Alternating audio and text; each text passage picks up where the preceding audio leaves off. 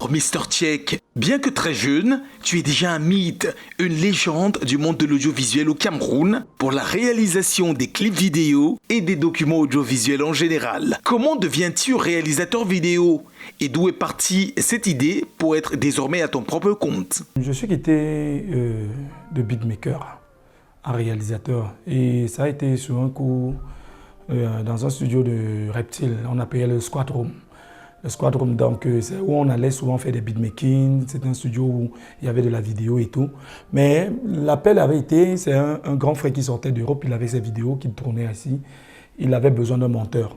Donc moi, je ne savais rien en ce qui concerne la vidéo et tout. Donc voilà que le grand frère me dit, est-ce que tu peux monter les vidéos? Sur un coup comme ça, j'ai dit, je peux. Vous voyez, comme on dit souvent, le coup de chance, ça arrive parfois. Donc j'ai dit je peux et puis je me suis retrouvé en train de partir chez le grand frère qui m'a donné l'opportunité. Il m'a dit voilà les machines et tout, tu commences dans 2 semaines. Donc c'est parti de là que j'ai vu que j'ai dû accepter quelque chose que je n'étais pas prêt au fait. C'est d'où est parti l'engouement d'aller faire des recherches et d'essayer de cogner les portes des grands frères aussi qui avaient déjà l'avance comme des Reptiles, les Chamak, Al-Ramadi et tout. Et puis c'est par là que je me suis lancé.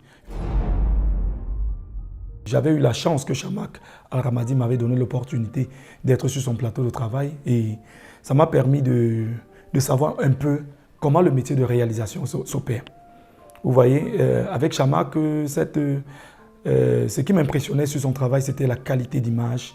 Vous voyez, sa méthode de réalisation qui était un peu très différente des autres. Vous voyez, il avait eu certaines avances sur les autres. J'ai bien voulu comprendre comment il fonctionnait sur le terrain.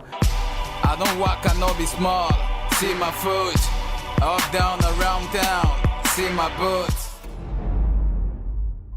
En tant que professionnel de l'image, pour être compétitif et atteindre ton niveau, est-ce que les formations en ligne gratuites sur YouTube suffisent? Je pense pour être vraiment compétitif, les formations sur YouTube, pour moi, sont assez suffisantes, je pense. Malgré qu'après toutes ces formations-là, il va toujours falloir se rapprocher vers des professionnels.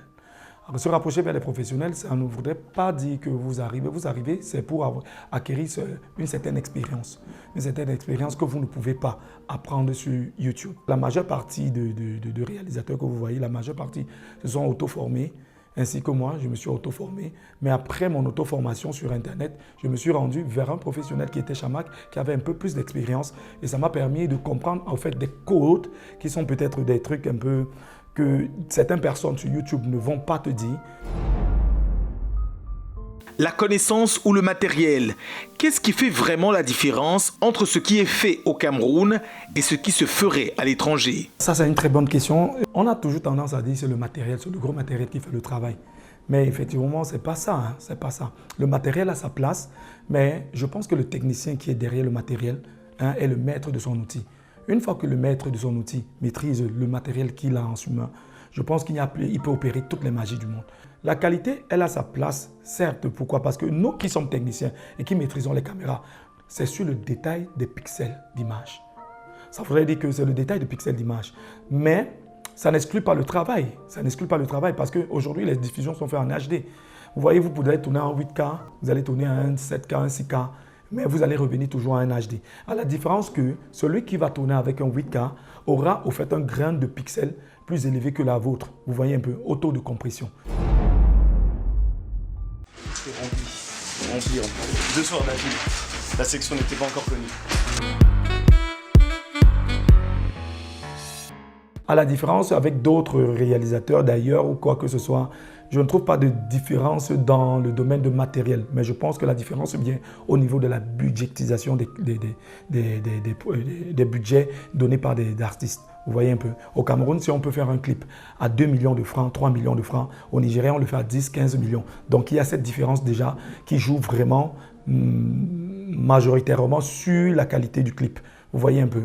Donc moi, si je prends un budget de 3 millions, je serai limité, même si j'ai des grandes idées, je serai limité à produire les grandes idées. Donc je vais produire le clip en fonction du budget que j'ai, qui sera juste. Et là, vous ne pouvez pas empêcher ça. Donc vous n'allez jamais comparer un réalisateur du Nigeria par rapport à un réalisateur camerounais sur le domaine de la caméra. Je peux tourner même avec la plus petite caméra. Mais du moment où j'ai la budgétisation, je peux faire vraiment des grandes choses.